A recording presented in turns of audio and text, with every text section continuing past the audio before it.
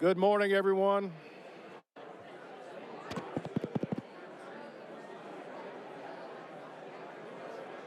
What time? Is it still morning? It's 11:30? Hello, hello.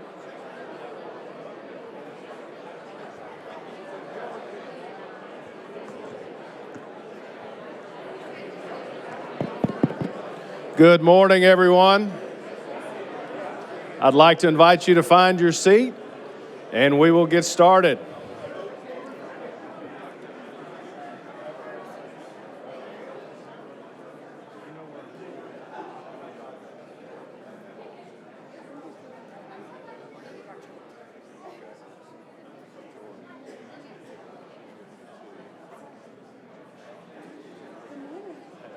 See you on Monday.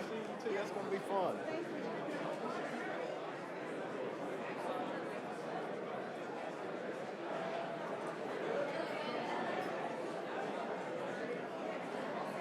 Once everybody gets seated, I see a closer seat.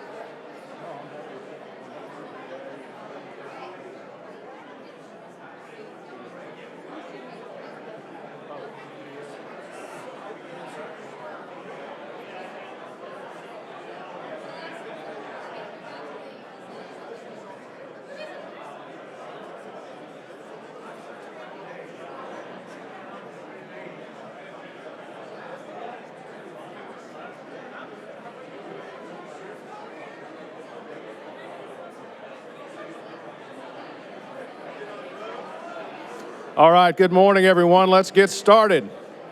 I would like to welcome you and thank you for joining us today at our last Power Up Luncheon of 2024. My name is Troy Wells, and I have the honor of serving as this year's chairman of the board for the Little Rock Regional Chamber, the oldest association in Arkansas and the primary economic development organization for the Little Rock region. Thank you all for attending today's session with representatives from the Site Selectors Guild. Business attraction plays a critical role in the overall strategy of economic development, serving as a catalyst for job creation, tax revenue generation, and community growth. This process often involves showcasing the region's strengths, such as its workforce capabilities, infrastructure, quality of life, and business-friendly environment. An essential component of this process is the involvement of site selectors who are tasked with identifying and recommending optimal locations for businesses to set up operations. Hosting site selectors in the region is an invaluable opportunity for our region's economic development organizations. Their feedback will help us refine our strategies, ensuring that the Metro Little Rock region can be a region that is nationally competitive. Before we start, I would like to take a moment and thank our sponsors, our Power Up partners, the series sponsor, Delta Dental of Arkansas, and our Power Up series presenting sponsor, Arvest Bank.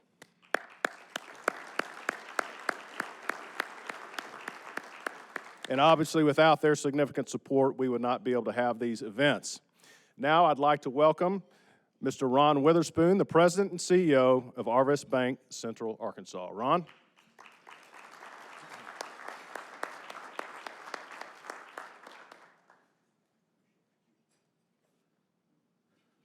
We got a big crowd here today. If you think this is the Little Rock Touchdown Club, they meet on Tuesdays, I believe. But we're glad to have you regardless. Thank you for being here. I'm Ron Witherspoon, President and CEO for Arvest Bank here in Central Arkansas. On behalf of Arvest, the presenting sponsor of our Power Up series, I'd like to welcome you all to today's program. Whether you're looking to expand, relocate, or strategically position your operations for future success, selecting the right location is one of the most critical decisions for any business.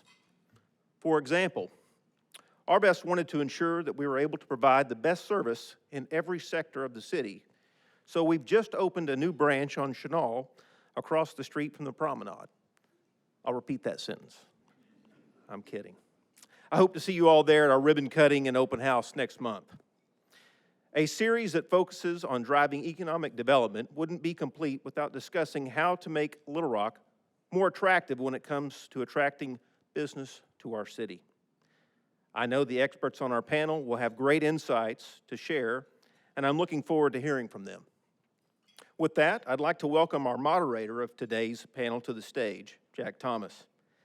Jack serves as the Vice President of Economic Development at the Little Rock Regional Chamber. In addition to his work at the Chamber, Jack helps facilitate the Metro Little Rock Alliance, a 12-county economic development organization marketing Central Arkansas to site selection consultants and corporate executives. He was recently named Arkansas Economic Developer of the Year, and alongside Jay Cheshire, has spearheaded a number of site selection wins for Central Arkansas. Please join me in welcoming Jack Thomas. Right on cue.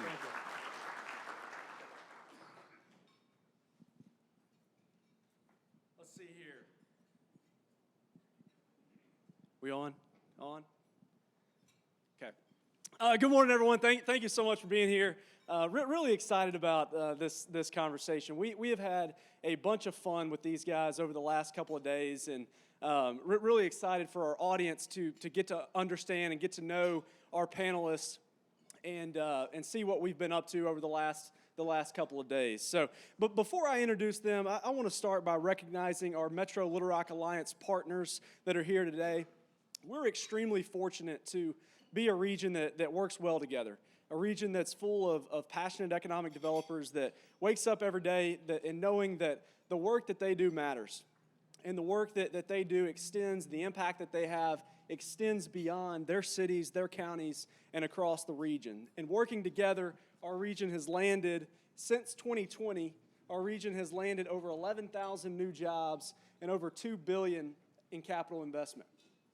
For a region our size, that's extremely significant, right? That's for a region of any size in America, 11,000 new jobs and close to $3 billion in CapEx is expensive. So I want to start just by recognizing those folks and thanking them for being here today. If you're one of our Metro Little Rock Alliance partners, I'd ask you to stand and for our audience to recognize them today.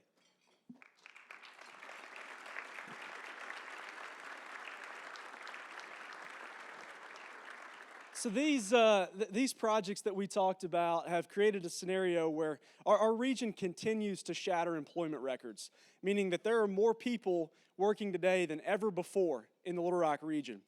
And I'm really excited for the opportunity that we have today. Very, very rare for us to be able to have and host 5 of the nation's top site location consultants in our communities for 3 days. I want to start just by thanking our advisory forum sponsors that helped put this deal together: the Arkansas Economic Development Commission, Entergy Arkansas, and the Electric Cooperatives of Arkansas. You guys have given us a chance to host 5 of the nation's best, to be able to roll out the red carpet for them, and with the ultimate goal of making such a good impression on them that they bring their clients here that give us a chance to compete for that investment. So let's give a big round of applause to our advisory forum sponsors.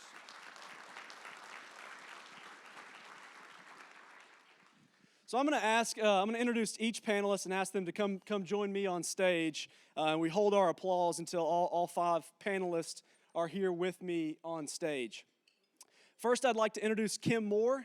Kim is the Executive Managing Director at Newmark and leads the Economic Incentives Advisory Practice. With a background in economic development, incentive negotiation, and strategic planning, Kim has managed multiple projects, securing over 11 million square feet of new space, creating over 20,000 new jobs, and negotiating over $5.2 billion in incentives.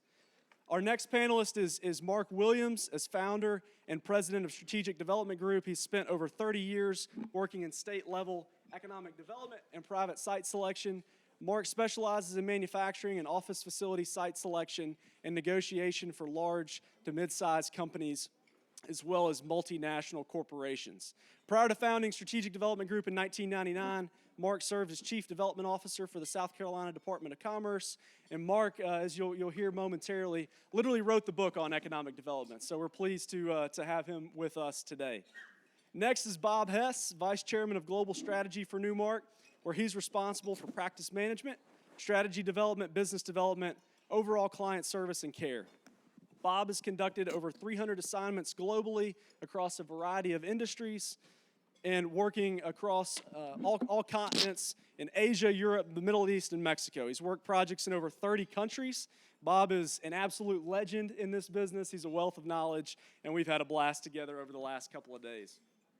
Next is Robert Boehinger, Managing Director of Global Location and Expansion Services for KPMG, where he's gained over 15 years of cross-functional experience focusing on location analysis, site selection, and business incentives. Robert develops location and site selection services for a broad range of corporate investment projects. He's no stranger to Arkansas, and we're pleased to have him here today. And our final panelist is Darren Bulow, who serves as Deloitte's Consulting Global Leader for Location Strategy and a principal in Deloitte's Consulting and Sustainability Practice. He's known for generating strategies that transform structural costs, improve access to talent, and penetrate new global markets. To show our audience the caliber of the folks that we have on this stage, literally 5 of the nation's best site location consultants, we pulled a partial client list that is, again, just a partial client list of some of the companies that these guys have worked with. And here's the deal. Some of the biggest companies in the world rely on these 5 people to advise them on where to spend billions and billions of dollars. So we're fortunate to have the best of the best here today. Let's please give them a big round of applause and welcome them to Arkansas.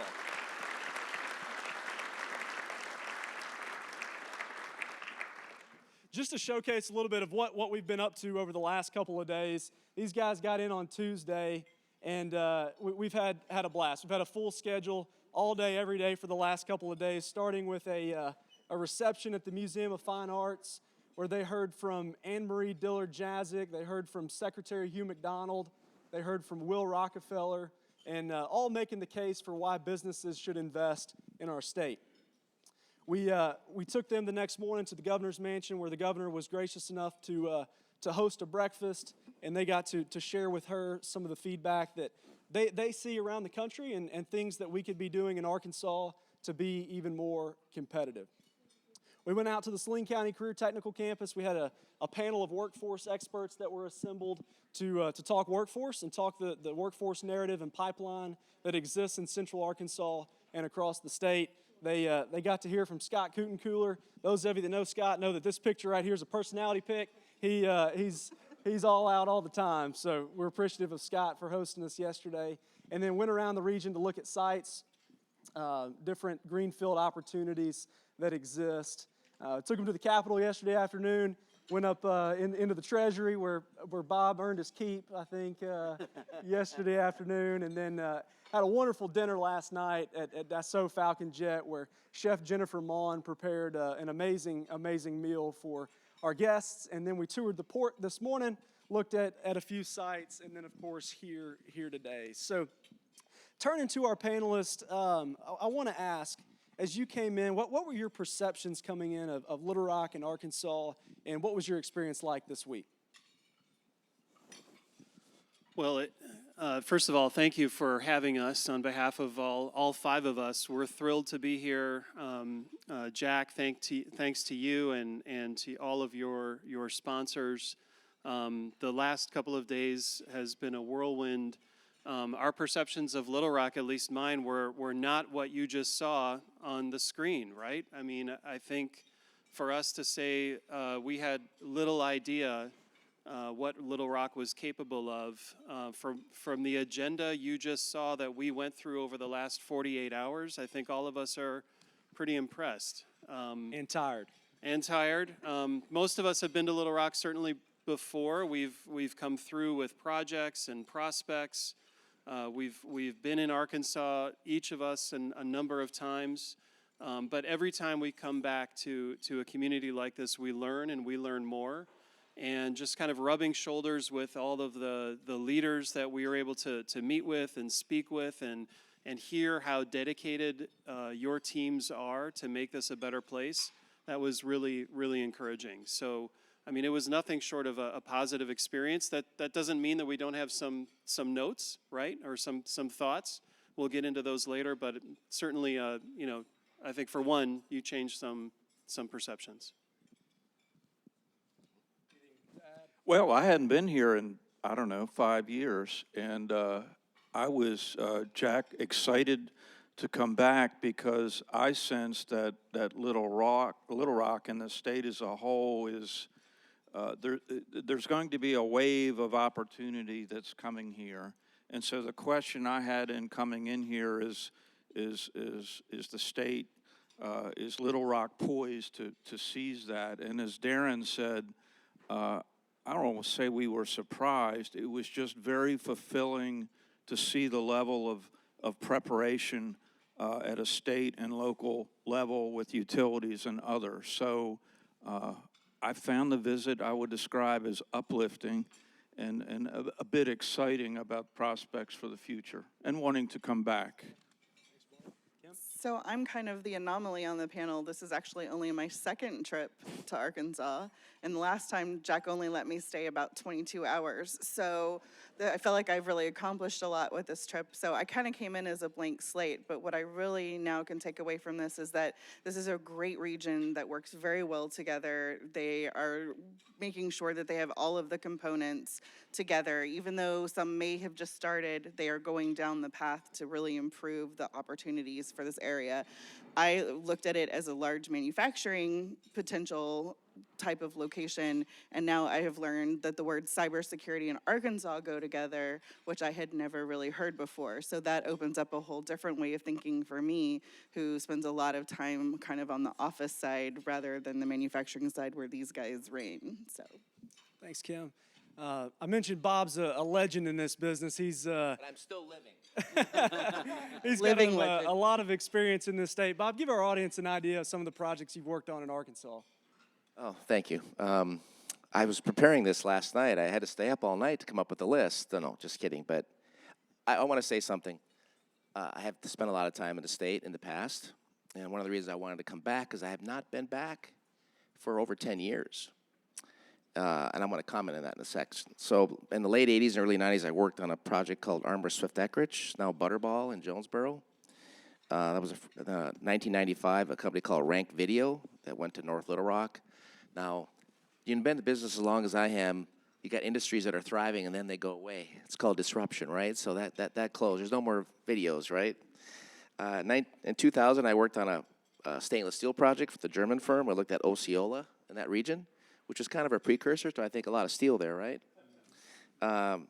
2005, I worked for Novartis out of Minneapolis. It's nutrition products, and they were very impressed with Springdale. But they got bought by Nestle, so that stopped that project. 2006, I was back with a large steel firm, looked at Osceola again. That went to Mobile, Alabama, but again, a finalist. It was the final three of a national search. 2010s, I had a chance to work with the Dillard family on their e-commerce fulfillment center. A guy named Tony Bolte in supply chain in West Cherry, the head of real estate. And that was a fun project to keep their e-commerce here in Arkansas, not in Tennessee or Texas. So, and I haven't been back since, and I was trying to figure out why. And I think it's one of the stories I think we want to talk to you about is, since that, what's the compelling business case? Where do you focus? How are you shouting it out loud? How are you talking about your success story? And how are you fitting into the new economy? So in all of those projects, I have a very favorable impression of Arkansas. I like your can-do attitude. You work together. These are all great projects. You're either finalists or you won these projects. So what's next? And can you do fewer things better? And I think that's why we're here, to help you think through some of that. I appreciate it, Bob. So I think what would be helpful for our audience if we step back and just, if you guys could tell our audience how, in your experience, your clients make location decisions, right? So let's step back and look at this from before an RFI is ever issued all the way to selecting a site, what that looks like in the eyes of your firms as well as your clients. I can jump in here. It's honestly becoming a very complex process. A lot of the projects that we're all touching on a daily basis are very sophisticated operations that require very specific fact patterns in order to be successful, and whether that's infrastructure or utilities. And so generally this process starts in the most simplest form. I would explain it as a funnel.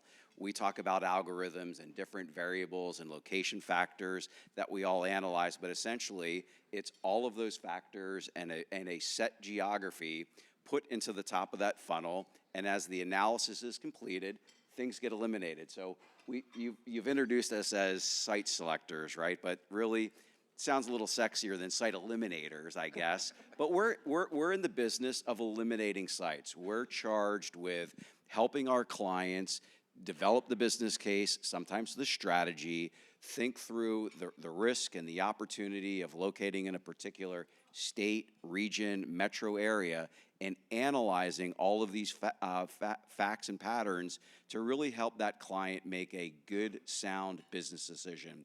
Generally, at the end of this process, we find ourselves, and it starts out very analytical, but when you get to the end, it's a lot of corporate fit and feel, and how would I feel operating my company in this particular region, on this particular site?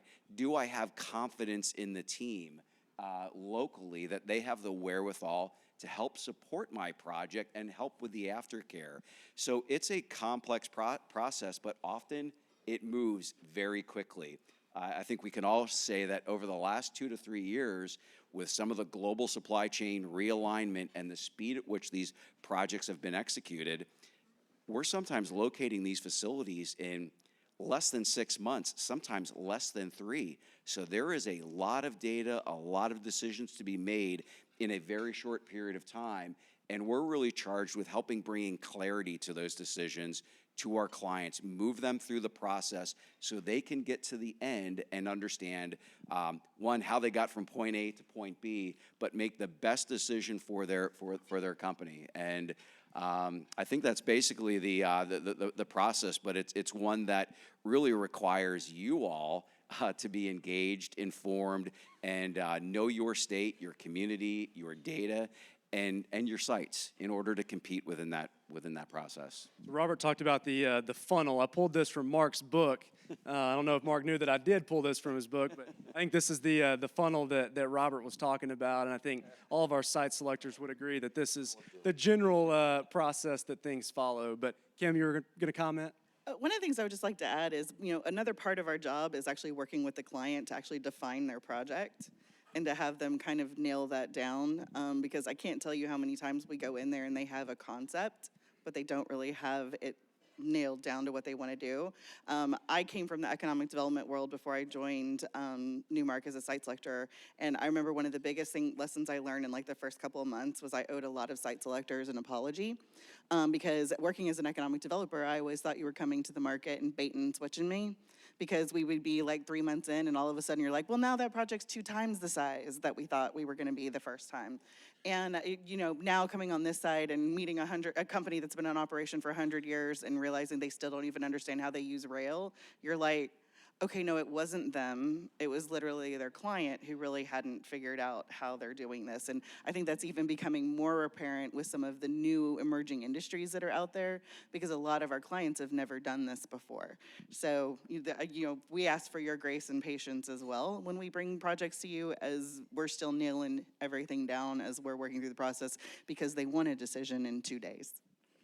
Well, I think that's one of the fundamental skill sets for all of us is when the project is starting in this alignment process. I consider it's kind of like a focus group, because a lot of times our clients come in and they think they want something, or they stipulate where they want to be, and we start asking questions about would this work or would that work, and it's so critical for us to be aligned with them, and frankly often them to be aligned amongst themselves, which, believe it or not, is not always the case before we get started. So when we come to you, we're not wasting your time and we're not wasting their time. We're not looking in the wrong place for the wrong reason. So that's a critical part of what we do that nobody ever sees, that happens right up front.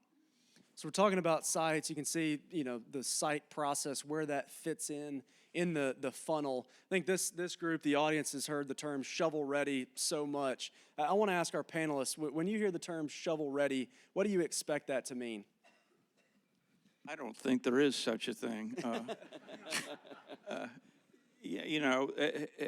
Most sites, something has to be adjusted, and but shovel ready, I think generally means that most things I call them have-to-haves and nice-to-haves. The have-to-haves in terms of utilities, site size, logistics access roads are there and have been verified. Subsurface conditions, environmental conditions. But I don't know, I'll let my peers comment. I've never seen a shovel-ready site. Yeah, so building on what Mark said, I believe shovel-ready means getting rid of as many of the unknowns as you can. So when you let's take a fully forested site, front to back, trees everywhere. You may have some of the studies done on that site, but you probably don't have enough of the studies done on that site, and it's certainly not shovel-ready, right? We've got to get the wetlands delineated, the floodplain map updated, an ALTA survey needs to get done, a topo survey needs to get done. Somebody really should do some soil borings and poke a few holes and make sure that there's not bedrock or groundwater. These are the kinds of things that remove risk and remove unknown and help promote that site closer to being shovel-ready.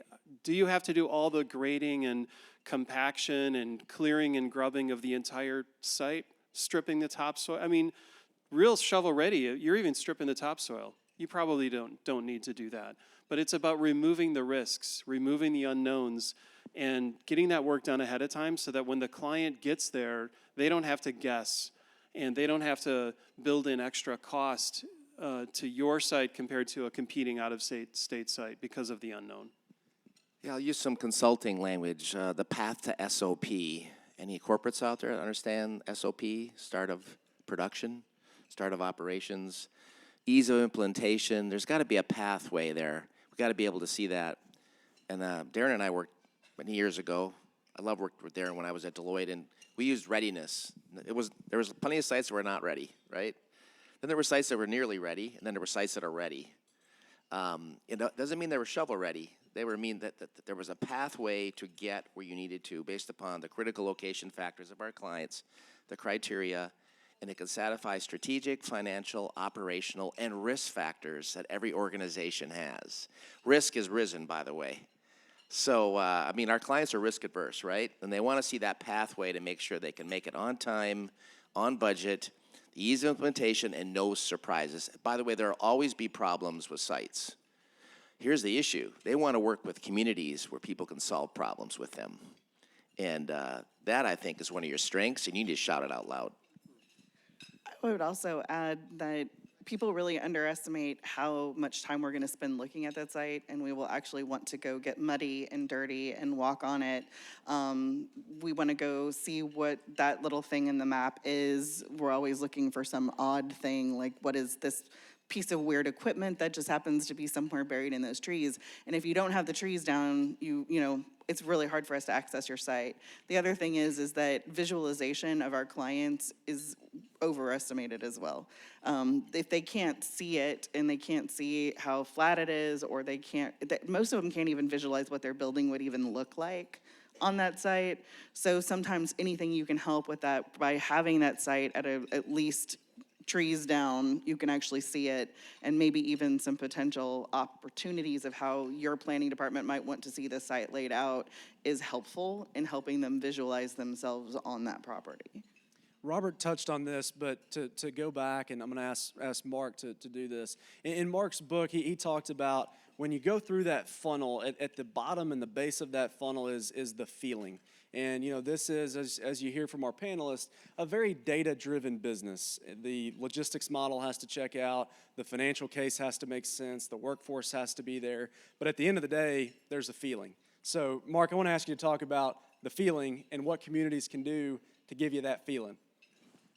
Well, I get that question a lot because, you know, gee, we thought this was a quantitative analysis, and that's how y'all made decisions. It was totally numbers-based, and rarely it is. Typically, as site selection consultants and with our clients, even at the top of the funnel, we are trying to get a sense, and Robert hinted at this earlier, we are trying to get a sense of how we will fit, how we will be protected after we get here, how we can contribute, and so on and so forth. And that feeling at the end of a project is generally what gets checked in the final decision of an executive team. And who creates the feeling? Because I think the evaluation of that begins at the first meeting, at the first step out of the car or the plane. It starts obviously with you all, which are critically important to creating that confidence that clients will be supported. It has to do with the secretary, with the governor. By God, it has to do with the Uber driver. The Uber driver, you know, we do a lot of checking in these areas that you guys don't know about, okay? We're talking to a lot of people. I had one client who kept driving through Wendy's drive-thrus, and I kept trying to figure out what he wanted, and he said, I just want to talk to the people and see how they're doing. One of my favorite examples, and BMW was one of our first clients, we couldn't figure out why we had to keep driving through the neighborhoods of Greenville and Spartanburg. And finally, the executive said, I want to see how these people keep their yards and their lawns and their houses, because that's how they're going to keep our place. So that feeling, generally, in most cases, wraps up a decision about the gut that this is going to work, we're going to be safe, and we're going to be protected. And it's important. It's very important. Very important, and I think it's not lost on us that are in the profession just how hard it is to land projects. I mean, there are so many sites that get on the radar of these folks, and it is extremely, extremely hard to win. And when we do it, it deserves to be celebrated. So I want to talk about a couple specific projects. And Darren, I'm going to start with you. You worked a $15 billion deal with Micron in Boise, Idaho. It's the largest ever construction project in Idaho. What does it take to win a project like this? Yeah, good question. So semiconductors are a unique breed in and of themselves. Very difficult projects without, obviously can't talk about a specific project, but I will talk in generalities. So anytime you're looking at a site that is going to be competing for a project like that, obviously it starts with the land. Do you have a big enough site that can handle it? Do we know enough about that site that we can eliminate some of the risks, as I indicated before? Semiconductor wafer fabs are notoriously huge utility loads. So when we were working in that industry, around that time, those projects were way over 150 megawatts, approaching 1 gigawatt in terms of electrical demand. We were looking for over 20 million gallons a day of water and wastewater service, right? Imagine that. I think we heard the city of Little Rock might have 9 million gallons a day excess water. Imagine getting to 20 or 25, and then having the treatment plant infrastructure ready to accommodate that on the back end. Significant gas loads. And then really most importantly for semiconductor, they need an ecosystem of suppliers. Making chips, making wafers is extremely difficult. These are the most complex manufacturing processes on the planet. So these facilities need thousands of contractors and suppliers that are going to be in the community and available at a moment's notice. Some of these places that have announced recently in the United States will have upwards of 4,000 vendors badging into the site every day, on top of thousands of employees and thousands of construction contractors. So in the example you cited, Boise, they certainly have an existing semiconductor ecosystem. Yes, they're about the same size as Little Rock. In fact, I'd say they're probably a little smaller than Little Rock, but they already have semiconductor. They have a giant site that could accommodate this. They have the utility infrastructure. They've been preparing for a long time. So very difficult to win these deals, but it's possible. Smaller and medium-sized communities are winning deals all the time. It starts with site.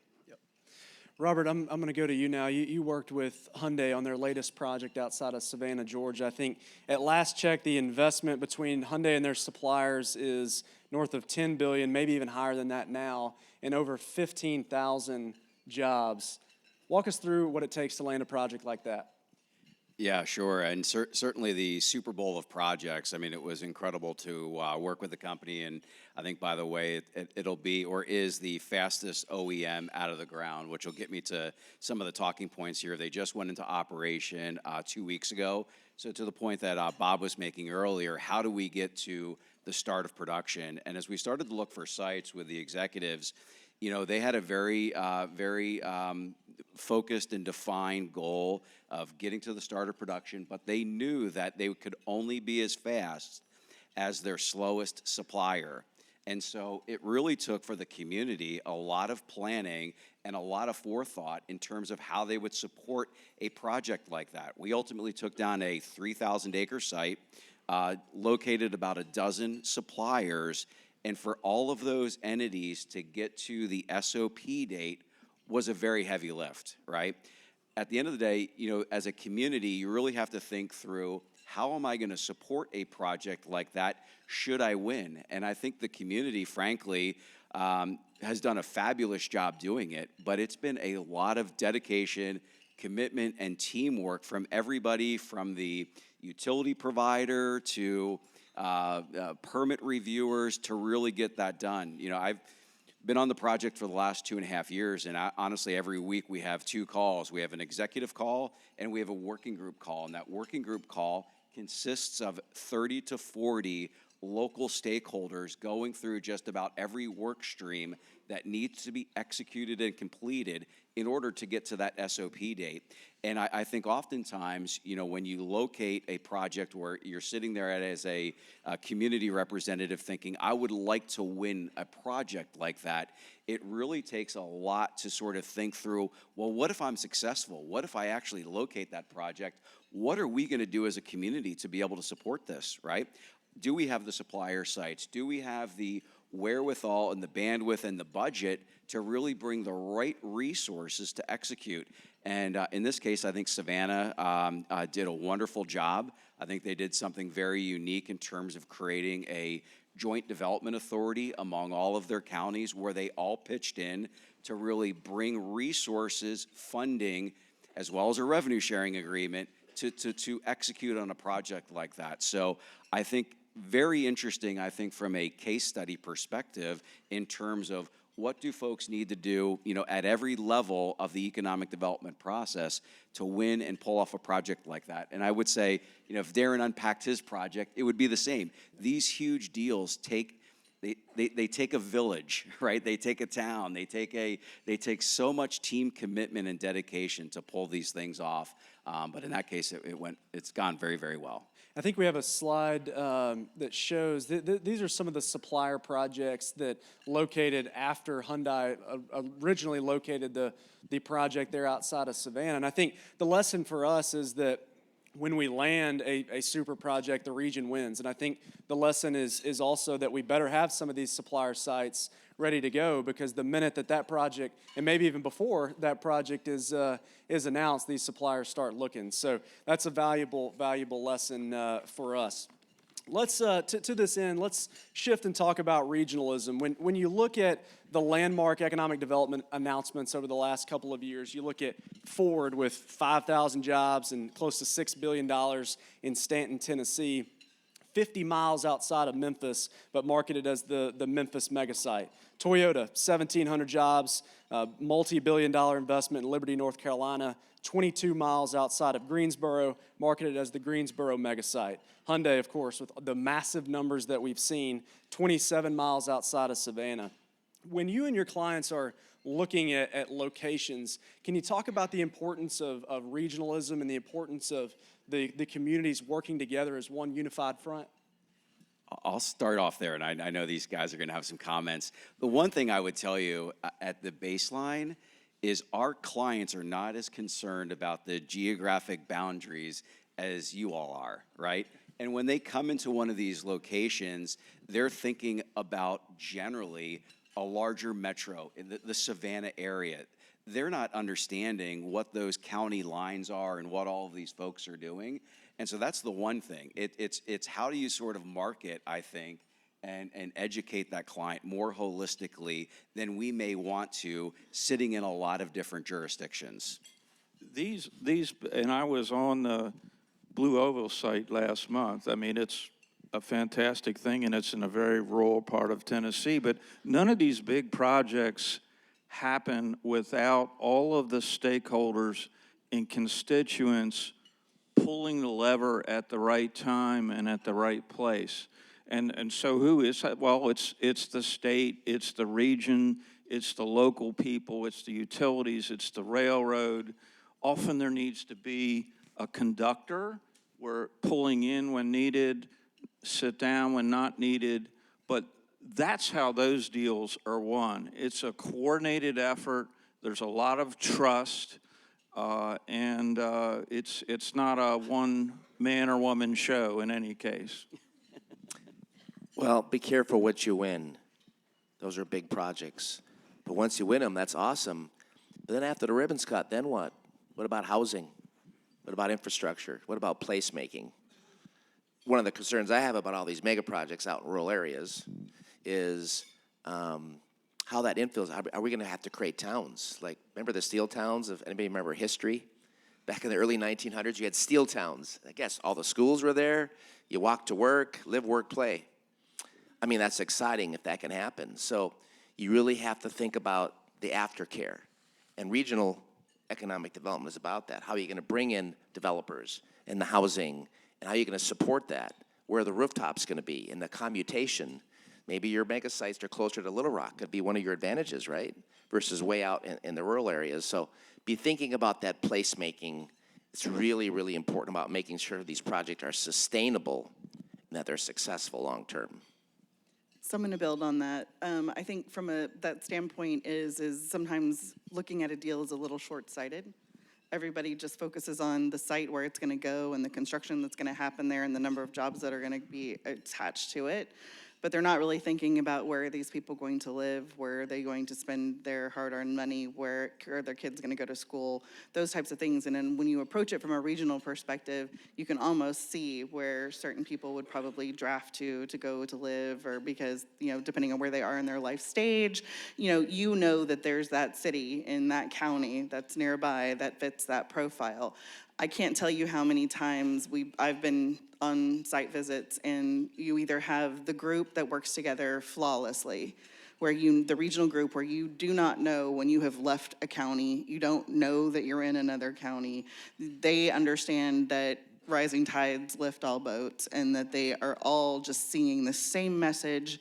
They're telling the same story. They're all working hand in hand together to win this project, versus the ones where there's parochialism, they're not getting along, people are pointing fingers, they just can't wait to blame the other group for losing the project or messing up the timeline or whatever the case may be. And you have to think about our clients, and again, our clients are looking to integrate into your community, whether that be local or regional, whatever the case may be. So they're looking at who are going to be my partners and who's going to be liable and who's going to be there with me and who's not going to be there with me in some cases. And that does flow through. And I always used to tell people in economic development, like, pay attention to how many people I'm bringing with me. If you happen to ask, and I'm willing to give you some of the titles of the people that are coming with me. I may not be able to tell you that, but it can also tell you a little bit about how that company is making a decision. If you've got 9 people on the site visit or 17 people on the site visit, it's a very integrated decision process. That means that everybody's working together, and what they're looking for is for your community to reflect how their working environment works. So they're looking for a community that works well together. So if you come in, and I swear, no matter how hard you try to hide it, we're gonna feel that you guys do not get along. I can't tell you how many times they've tried to put the fake smiles on and shake the hands, and then all of a sudden you hear in the background like, wow, this is the first time we're meeting in person. And that's, and it's their workforce development lead, and they've never met them before in their life, or something to that nature. So I think that, that's something we saw here, and it's very authentic. You guys get along. You actually talk to one another. You know how your kids are doing. You know what sports teams they're playing on. There is that authentic relationship there. We kind of use, I want to say this, but don't panic. Georgia does not win all projects, but they're kind of a best practice also in the space of how to work a project. When you go into Georgia and you give them a lead, they will immediately bring in their power company, the state, and the local level. And even if you try to uncopy 2 of the 3, they will immediately bring those 2 of the 3 back into the conversation. You will never be on a phone call without those 2 to 3 people always being on the phone call. They do not talk to you because there's never a he said, she said, we are always here as a team to help you get through this project and get through this location process. So that working together is critically important to the success, because they also want to see how you're gonna take care of them after the photos and the ribbon break, the groundbreaking and all those types of things. That who is it going to be that's a community that raises them to success? I'm sorry, Darren. I'm going to coin a new term. It's strategic patience. Strategic patience. And when we're talking about these big sites, none of them were developed in a year or 2 years or 3 years, maybe 4 or 5 or more years. All the projects, Jack, you mentioned. And so strategically to develop these sites, it takes time. It takes smarts, and you have to be strategic. But my God, be careful with your expectations. It'll likely work, but it's going to take time. So don't slay all the people that got things started. It just takes time. I was strategically patient waiting for you to finish just there. Bless you, Darren. So I agree with exactly what they're saying, and give you an example of what Kim's talking about. This morning in Little Rock, we had a meeting with a number of local leaders, and not naming names, but they were joking around as we walked into the room with one another. They were socializing with one another. Some came late and gave hugs to one another when they entered the room. When we were done, many of them hugged each other on the way out the door. And I'm a hugger. You're a hugger. I mean, if you're a hugger, like you want to be around that kind of energy, and a lot of our clients like to see that. They don't like to be on a site tour, and because we've crossed a county line, the state rep has to hop out and a new state rep has to come in because we're in another region. And they start bad-mouthing each other when they're out of the car, right? So we feel that in Arkansas, and that's really a great thing. You guys need to hang on to that. Remember, a win for Arkansas, no matter where it goes, is a win for everybody in this room. And I love how you embrace that. Go ahead, Kim. I just want to also add one other thing to the strategic patience list. We talked about how long it takes to get these sites together from a timing perspective, but it takes money. Yep. Like, those sites are just not going to be site ready because you wished it one day. It takes a lot of money to bring that to a readiness capability. And some of that is money spent long before a project even looks at the site. So there's a little loss to gain in that aspect. So I think that that's something that also needs to be considered, is that you can look at a piece of property or ground or a vacant lot or a farm, and you can say someday that's going to be a great site, but it takes a lot to make that an actual site. Which is a really good segue into the next topic of conversation. So Kim mentioned this, but she said sometimes we give clients too much credit on what they can actually visualize. And I think, there's cases where we observed a trend a couple of years ago where there were companies who might get down to 3 finalist locations, and they would get in their corporate jet and fly to Tennessee, where a site would be cleared, the utilities would be extended, there'd be road access that's cut. They'd look at that site, and then they'd get back in the jet. They would fly to Arkansas. They'd see a site that is covered in trees. There's some imagination that's required, and then they'd get back in the plane and fly, say, to Mississippi to the 3rd site, and they'd see another site that's cleared and ready to go. Well, when it's time to cut that from 3 down to 2 or down to 1, it's pretty obvious who's getting cut. So I got to give a lot of credit here to Clint O'Neill and Secretary of Commerce Hugh McDonald for their work to create a site development program in Arkansas. And I think this is something that has a lot of potential, but is also something that deserves a lot of attention, and attention with a significant dollar sign attached to it. So for context to our audience today, we've got a map that shows just how states are funding site development. And I sent this to Robert last week, and he said, hey, some of your numbers are too low. You need to go back and update some of those. So this is a look at how other states are funding site development.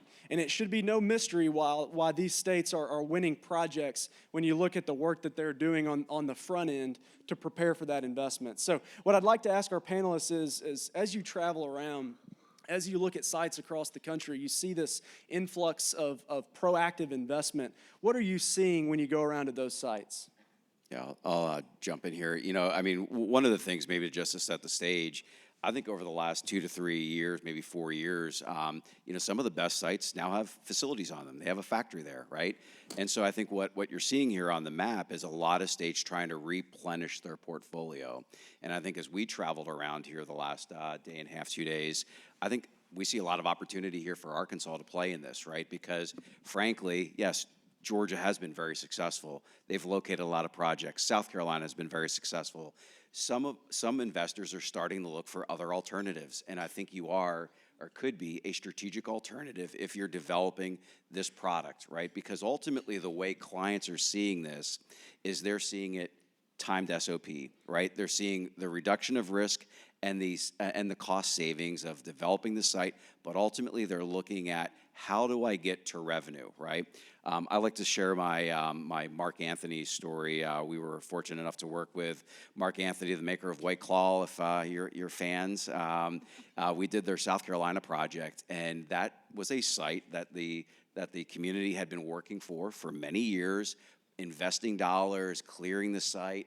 Ultimately, we were able to break ground on that site in 8 days and construct a 1.5 million square foot global brewery for all of my favorite drinks, I guess, in 347 days. Think about that for a minute, and you think about the investment that the community made within that site years in advance of that investor locating there. But ultimately, the investors looking at it is when we were comparing that site to maybe 2 or 3 others across the country, it really enabled us to stand up the project, I would say 4 to 6 months faster than the other sites, right? So back to your example, when we're touring around and you see those sites that are more ready than others, it's very easy to eliminate those sites that are sort of outside of that threshold, because ultimately, that investor is looking to, how do I get to SOP? How do I get to revenue? How am I selling my product? So I think it's a huge opportunity here for Arkansas, from what we've seen, to get into this game at the right time, as we think, certainly there's going to be more projects, right? But you'll have a better opportunity to compete for those if you're developing the product now. So it's a good question. We're talking a lot about these large-scale projects, but I think what these guys would tell you is that there's still a demand for 50-acre sites, 100-acre sites. But what are you guys seeing from an inventory standpoint across the country and maybe in some of our surrounding states in that ballpark? Yeah, well, a portfolio strategy here is an important word. So the mega projects are awesome. I think your time is coming. You got to be prepared for those, but you got to have a balanced approach to attraction, retention, entrepreneurship, innovation, growing your own. I always say, and I tell my staff when I train them, find a place with great retention where they take care of their own and they develop their own. That's a good business attraction location. So where are you in Little Rock on that, in Arkansas, and developing all types of jobs? And so they're a small and medium enterprise. There's nothing wrong with a $100 or $200 million CapEx project with 300 people, right? Would you take a few of those? Yep. By the way, that's a lot of the industry in Arkansas. And that's, I think, allowed you to have a diverse portfolio of companies. So, you got to look at those 30, 40-acre sites. I was up in a community, I won't say yesterday. They flew me up there, and they want to add 30 or 40 acres. Maybe they start with 5 or 10 acres for that community. The community's, it's only 20,000 people, right? You're not going to go after 1,000 person. But those 5, 10, 15, 20 jobs, infill, by the way, draw a 100-mile radius around some of your more rural communities. There's probably plenty of industry saying, you know what, I have another line. I don't have space here. I would prefer to put that line 20 miles down the road, 10 miles down the road, in that same region with an existing workforce that you can draw upon than say, like, I can't find any space here in Arkansas, even at that level. I guess I have to go to Missouri or another state. So think about small and medium enterprise, those 20, 40-acre sites, 5-acre sites, maybe even spec buildings. Right now, a lot of our clients would prefer to get a faster start, in a spec building. And I'm going to add, which is something Bob also teaches us as his staff, is know thyself. You, as communities, will want the big billion-dollar projects and 4,000 people because the numbers sound fantastic. Or you'll chase an industry because the industry sounds sexy. But is that really the right thing to do for your community? So really understanding the size that you really can compete with, how you can compete with them, and what you really, really want as a community. As Bob said, sometimes winning a gorilla isn't all it's cracked up to be. Sometimes they get out of their cage. So just want to make sure that you understand who you are, what you want, and that it aligns with who you are as a community, and you get the benefit of that. And like Bob said, if you are a community and you're looking for a mega project of $1 billion, but you get 200 million dollar projects, you're close enough to that $1 billion. At that point, you got the same benefit, but maybe it wasn't completely wiping you out of utilities, or it wasn't completely overwhelming your kindergartens, those types of things. So really think about it from a community standpoint of what really fits with you, because frankly, if you align that with who you are as a community, you're gonna have more wins, because it's like trying to fit a square peg in a round hole. If you're just always trying to win the big thing and you don't have all the pieces, but if you can win a smaller thing because you have all the pieces, I always say take the win. Strategic patience. Mark, go ahead. Mark, Here we go again. Please. Well, two quick points. One, Bob's right, and there are more victories to be had. I mean, there are more projects in that size. But getting a little more personal, my wife loves me, but I have a lot of liabilities. And so somehow my wife has figured out how to look at my assets and rejoice in those and kind of ignore my liabilities. And every community has assets and liabilities, and you need to find prospects that love your assets and don't worry so much about your liabilities. As Kim was saying, don't try to be what you're not. And I love following you, Mark. There's so many softballs there that I could comment on. But let me say this, the small sites, because I think your question was around small sites, the small sites have been picked over as well. Yeah. The great rectangular, clear, flat, all the studies done, all the utilities in place outside of Arkansas, right? Those places are gone. So we're, like Bobby said, we're sifting through what's left. Triangular sites, right? Sites that are 80% wetlands.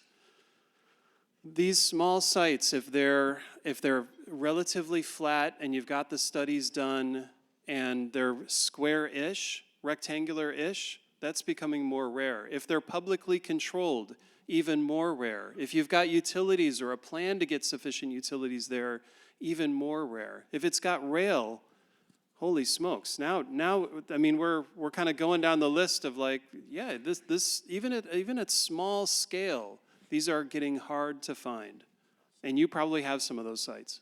Well, one thing that's becoming a significant trend, and was the topic of our conversation this morning, is the demand of utilities and the projects and what you guys are seeing and sending our way, and the sheer scale from a utility standpoint that are associated with these types of projects. Can you give our audience an idea of the projects of today and what they're asking for from a utility standpoint? I thought it kind of interesting that that the sign here was power up. Yeah. So these requirements are huge. I mean, some of the battery projects are between 300 and 400 megawatts of power. These hyperscale data centers are a gigawatt or 3. Significant power. I mean, to put this in perspective, I heard the other day, I guess the typical Google search versus a ChatGPT execution is 10 times the amount of power, right? And so think about what we're all carrying around in our pockets, our phones, our devices. this is going to be a big problem, right? In terms of how do we bring power in order to run all of the things that we would like to locate. And so I think that's a huge, huge issue, but the power demand is very significant. It's not gonna be solved quickly. I mean, I think ultimately we reached a time where a lot of generation was being decommissioned, it was being taken offline, and then all of a sudden we had this power demand. And so here we are trying to recoup or green what we had from a generation perspective, and now the demand is tenfold. Good. I've been working for this client for 13 years, and I can't tell you who they are, but they always need massive power loads. And we always go back and try to define that. And they said, Bob, it's 3 words, more is better. Every time, more is better. And they look at the capacity of the region, not necessarily a requirement. You always come back to say, well, how much do you really need? Give us a number. And everything with the electrification of the world and everything you're reading, it's kind of like you got to be able to scale. Like somebody might say they need 20 megawatts, they're going to be at 40 megawatts. They're going to 40, they're going to be at 400. 400 might turn into 1.4 gigawatts. You really have to think this through. I mean, this is a big challenge. This is a national issue, not an international issue. This is big time strategic stuff. We got to meet the CEO of Entergy this morning. I really liked her. She put down her notes and said, let's talk. What questions do you have? That was really great, and every utility like that, investor-owned, co-ops, all these munis, there's a lot of work to be done, and, there's a lot of capital to be invested, and there's just a lot of creativity needed to meet this energy demand. I'd also like to add, it's not just about the number, it's the makeup. It's what kind of power is it? Where is it coming from? Green, sustainable. What does a company consider sustainable? Does nuclear count? Does it not? So there's a whole other aspect of it. And the craziness of even what we're seeing, it just blows our minds as well as it blows yours when we come in and have to ask. But I kicked off a project last week and it was 100 megawatts. When I kicked it off, by Friday it was a gigawatt. Wow. That's right. And can any of us in this room fathom what these data centers are going to need in 5 years? 3 years ago, nobody was talking about 1 to 3 gigawatt data centers. So do we really think this is just going to keep going straight line? Like that's kind of the terrifying part if you're a power producer, or maybe a delightful part because you're going to be selling a lot of power. But I think this is the first time where we have to think about a national energy policy.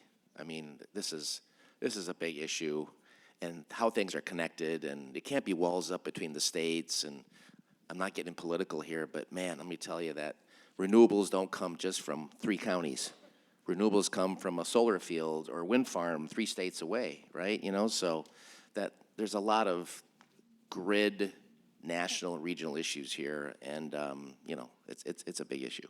Shifting gears just a little bit here, I want to talk about office activity. I think you guys aren't strangers to that space. Robert is no stranger to Central Arkansas. Robert worked the Hewlett-Packard project that MLRA worked on 20 years ago, close to it, that landed in Conway. So just want to ask you guys, what are you seeing these days in terms of office activity?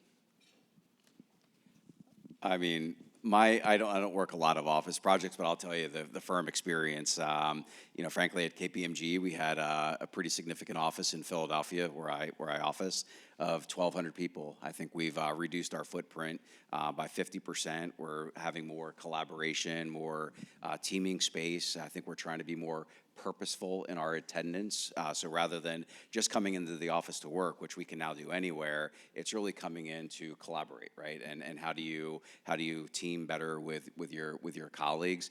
Our kind of deal is it's about a 3-day-a-week sort of requirement, either in the office or in front of clients, right? And I think that's pretty much what I've seen sort of in the professional services realm. But I think the offices are also, and I think Kim will enlighten us, they're changing, right? In terms of what, even we as a firm want, it's a lot less cubicles. It's a lot, larger tables, team rooms, collaboration space, a bar, pickleball, and how do you think through these opportunities to really bring people together? So the office environment is changing dramatically, right? Which maybe creates some sort of solution for some of the residential challenges. Well, Newmark does a ton of office. It's actually primarily an office brokerage platform. So Kim and I get exposed to this all the time.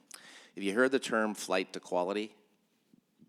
Flight to quality meaning, people before COVID, maybe they would work in class A, B, and C buildings. Not after COVID. There's higher expectations on amenities and where you spend your time and how you team. Does the space inspire you? Me versus we space, the technology. And it was proven in COVID that some industries' productivity was just as good, maybe even better, letting people work from home. Things like daycare. By the way, if you have a dog, what do you do after COVID? Who's taking care of the dog? I mean, really, these are real issues, So I think hybrid is here to stay. And it's going to be different by industries. It's going to be different for New York, where people don't want to commute an hour and a half from New Jersey, versus Oklahoma City. We had an office there. They were fully in the office even during COVID. Everybody went into the office because guess what? Their commute was 10 or 15 minutes. So I think you're going to have probably a higher occupancy here. Downtown Denver has a 40% vacancy rate, 40%. But if you go out to Cherry Creek, that's where they have their BioSense, a brand new complex out there, 2% vacancy rate. So you got to look at submarkets. You got to live, work, play environments. Every industry is different, essential worker, non-essential. There's kind of like a spectrum there on the office side. But you do need that office space. You got to have cool space, and you want to keep those entrepreneurs and that young talent coming from your region here. What space do you have for those folks? So that's really important. So I learned some lessons in my life working several headquarters projects throughout my career, both on the economic development side and on the site selection side. And I actually worked for a mayor who happened to be the ex-CEO of Turner Construction during the recession. And it was one of the most eye-opening things I ever learned. So I'm going to share a little tip and trick. When you start seeing a bunch of big moves, corporate moves, other types of moves in a lot of things, there's usually something behind it. Most of it's usually cost savings, there's a lot of other things. But one of the biggest things that can happen through a corporate move, and I think that's kind of what we're seeing right now, is when things get a little wonky, a great way to lose a bunch of employees without having to make a big announcement that you're gonna fire 1,000 people or 17,000 people is sometimes to pick up your headquarters and move it somewhere else, because you lose thousands of people through attrition, and it quietly happens. And one of the things we did at that point was we actually created a recruitment program to go after headquarters, because we were a headquarters city. We had 24 of them at the time, and we were quite successful. We won 11 headquarters relocations during the recession because they were looking to get out of high-cost markets, they were looking to shed employees, and they were looking to pay them less. So from that standpoint, if you're a lower cost environment, you have a rich opportunity in that realm. I think we've had some big announcements recently of some headquarters or some calls back to the office of some large corporations. Well, think about the reasoning behind it. Is it really because they want everybody back in the office? Or are they hoping they're gonna lose a few people through attrition for those that still have a work from home environment or a hybrid environment? And the only way hybrid stops is if 100% of everybody quits letting us work from home, at least 1 or 2 days a week. If that continues, like the big article this week was Spotify says, I'm not gonna do what Amazon did. We're gonna allow our people to continue to work hybrid. So how many people are now switching job roles from one company to another to fit the lifestyle that they want to have? So I don't think we've lost the capabilities of the employees not having some say in how they work. And until that balances itself out, I believe hybrid's here to stay, just as Bob said. But also, just before you kind of get caught up in, oh my gosh, how come they won this big headquarters or project, or where did that come from? Really look at the deal and understand what the project really is, and I'm gonna give one example. So Oracle moved their headquarters to Texas in the middle of COVID. It was strictly an address change. They already had an office in Austin. They just switched their headquarters address from a California address to a Texas address. Well, fast forward 18 months, they just announced their headquarters is moving to Nashville. So kind of take a look at it, make sure you understand the real reasons behind it. There are a few projects out there that do have an office with it. A lot of the office we're seeing is attached to a manufacturing project where they're moving the office with the manufacturing piece of it, but it's not picking up the way that it used to be pre-COVID. So we wanted to leave a little bit of time today for audience Q&A. I think there's a couple of microphones that we've got scattered around the room. Really interesting conversation today, and just wanted to open it up to the audience for any questions that anybody may have for our panelists. Yeah, Ron. Go ahead, Ron. Disruptive cities. You know, we talked about disruptive technology and how it can impact businesses or business models. But do you see in your line of work any disruptive cities in parts of the country right now? By disruptive, That are creating opportunities where they're bringing industry, bringing companies, you know, in terms of a percentage or ratio in greater than other parts yeah, that are being disruptors for other parts. we've done a bunch of work on this in our shop, and some of the similarities of cities that are talent magnets. They're able to really do well in terms of attracting out-of-state talent. Capital cities and college towns, and especially capital cities that are college towns. Places, so we all know Austin and Nashville, right? But Columbus, Ohio is another one where they are basically a giant vacuum that is sucking up talent from all sorts of other towns around Ohio. Akron and Youngstown and Cleveland and Cincinnati, young tech workers going to Columbus for their job opportunity. Raleigh, North Carolina is another one. These are places that are nationally well known. They have a lot of non-residents that live there, so they tend to be very welcoming to others. They're not kind of cloistered away and saying, well, if you're not seventh generation, you're not one of us. Capital city college towns have a rich vibrancy that I think if you looked at those traits, you would find them to be disruptive. I'm going to go back to quality of place. If you think about the towns that he just mentioned, they have amazing quality of life and quality of place in ways that it's easy to get people to consider that they want to relocate there or move there in that aspect. So some questions we've had is, where is your talent recruitment campaign for Arkansas? We feel like you've got a lot of great quality of life, you know, outdoorsy, all these little things that call out to a bunch of people. I was talking to how I tried to plan a vacation here, and I just was shocked at how dog-friendly the state was. And I was like, why are these not bigger messages about come here? It's cheaper to live here. Your dollar goes for, like, your first meeting was $1 in Arkansas goes further than anywhere else in the United States. Yeah, openly line. You know, but it's, you know, where is that talent recruitment campaign? Because again, where the talent is, businesses naturally flow.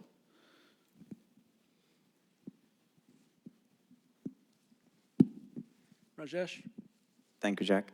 Thank you so much for coming out here and telling us, like, you know, what are the potentials in our city, state. Since you have spent so much time over here, what is that one thing that you think we as a community can do to promote our state and the city and take it to the next level and be disruptive, as Ron asked? Yeah, I think over the last, I would say, 2 days here, we do think there's really an opportunity for product development, right? And how do you develop some of those sites that really match with your market demand, right? And so they maybe aren't all of those mega sites, but how do we develop product, I think, really to compete with some of your neighbors? But then ultimately, as that product is developed, how do we market and how do we get out our story and our message, right? I think Kim said it the other day, you know, some of these states are pretty loud about how successful they've been and the projects they've located, right? I think it's time for Arkansas to also have a louder voice in terms of getting out to the marketplace with people like us to make sure that they know the value proposition, but ultimately you need something to sell, right? So you need that product in place. But I think those are the two things that we, have been talking about the last 2 days. Yeah, I'd like to mention the workforce development platform here in Arkansas. We went to the technical schools, we had the workforce meeting, the conversion, the walls are down between your 4-year, 2-year high school. We'd like you to go a little bit farther down into junior high, maybe K through 12, and about how all that works together, because how many people in Arkansas? 3.5 million? You're gonna have to all be rowing together because you're gonna be challenged on talent and scalability. Scalability, occupational presence on some projects, and the more you can show you can respond. I was up in Searcy. They said they got a phone call from Walmart. They didn't need more people in the warehouse. They said we need more people to do robotics maintenance. They changed their curriculum a little bit just like that within a week or two, and they said we'll have 14 people to you in 6 months. That is powerful stuff. There's a lot of places in the country that are trying to do that. You are doing that. Don't lose that, especially for a place of your size and scalability when you're competing with states that have 10 million people, even smaller metros that are bigger than the entire state. You got to work together on that. If you can call a Razorback, y'all can be a lot louder than y'all have been in a really long time. We were talking about this when we first got here, is that we don't hear from you nearly enough. I may get a quarterly newsletter from you, Clint, but there's so many things going on here, and we've had so many aha moments in less than 48 hours that we should be hearing more from you about the things that are going on, the international and foreign direct investment that's coming into the state, the sheer significant sizes of the projects you have won. And then this is my favorite one, is you have to be a little vulnerable too, and you have to tell us when you lose, because you never know when there's a situation that I may be working with a project that's a plug and play fit for a business that's leaving, Arkansas. So, be open to the messages that you're putting out there. Put them out there with good, strong content. Don't just reach out just because you wanted to say hi. I mean, you're fine. You can reach out if you want to say hi. But I just, you want to make sure that the information you're putting out there is good. It's a strong message. It's got a good line on it that I'm going to open that newsletter and see what's going on in Arkansas today. And at risk of piling on too much, here's another one. Not enough of the state message and the regional message and each community's message is differentiated or unique. Every town in Arkansas has some unique advantage. Maybe it's a low water rate, maybe it's an abundance of nurses, maybe it's the fact that they got one of those sites that these consultants keep talking about. But we have to define what is unique that no other city in Arkansas could say about us, what is unique about Arkansas that no other state could say, and we're gonna shout that from the mountaintops, because it's really, really hard to break through all of the noise and the messages that these corporate executives are getting bombarded with. And saying we've got a great quality of place and we've got a great talent market and people love living here, that may be true, but it's not differentiated or unique, and everybody says it. So make sure it's differentiated and backed up by data. Yep. Very good question, Rajesh. I think we have time for maybe one more question. I have one right here. With nearshoring going on in Mexico and so much, especially in the Monterey region, what potential do you think we have in the state for distribution centers? We have a I-40 right there outside our windows, one of the heaviest truck corridors. We have 2 railroad intermodal facilities in the state, though BNSF is not active right now, but it can be active. And UP's having record volumes at their intermodal. I was just getting your impression on potential distribution centers. I'll talk about that. Distribution center location strategy and theory and site selection has evolved over time. More data. It's more math with distribution centers. It's about inbound, outbound, customer service, customer responsiveness, supply chain resiliency, all these buzz terms. But I mean, look at Walmart, and Amazon. They have a model where they can go right down to a 1-mile radius and say, plunk it there. Now, the smart folks in the distribution, e-commerce, omni-channeling, whole area, so wait a second, let's just go out another 50 miles and re-optimize, because that might not be the right location with the right labor, energy, there might be some labor management relations issues. Obviously, you got to be right on the interstate or right off it. That's part of it. Intermodal. It's a lot of math but you have a chance to re-optimize around those interstate systems, intermodal centers. Yeah, by the way, you have an incredible port here, right? The railroads, you know, everything here. So yeah, a lot of interstate systems. You have a lot of distribution centers here. You're going to have to look at the type of distribution: refrigerated, labor-intensive, regional distribution, national distribution. I mean, really look at that closely. Yes, you have potential of distribution. You're going to compete with Memphis, Dallas. I mean, there's hubs out there. So the question is what kind of distribution and whether it's for regional markets, et cetera. But I also think you have a little bit of an opportunity as well, because big box distribution in some communities is becoming a dirty word, which is kind of interesting. The residents are actually kind of rising up and going against distribution centers in some locations. We're seeing that actually in Dallas as the market's getting tighter and tighter, because most of the markets are basically like, they can be consumer driven or business need driven, but they're no longer being incentivized.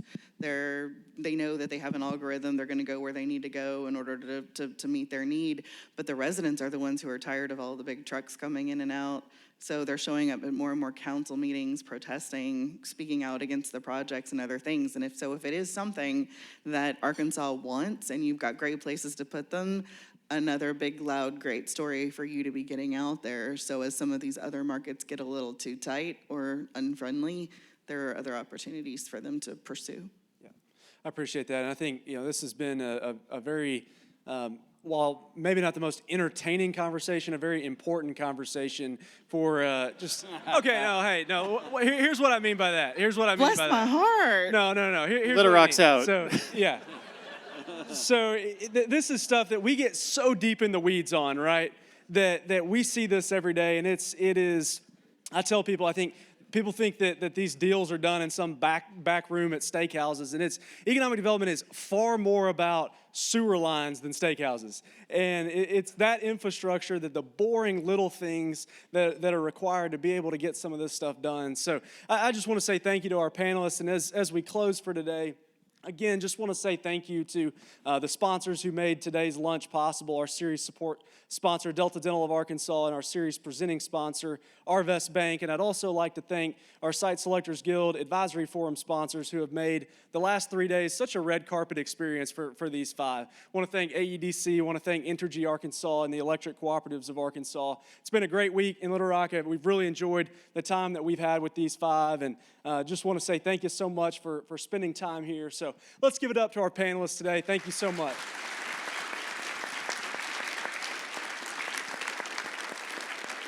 So with that concludes our program today. Thank you so much for being here, everybody. I hope everyone has a great day, and we'll see you soon. Take care.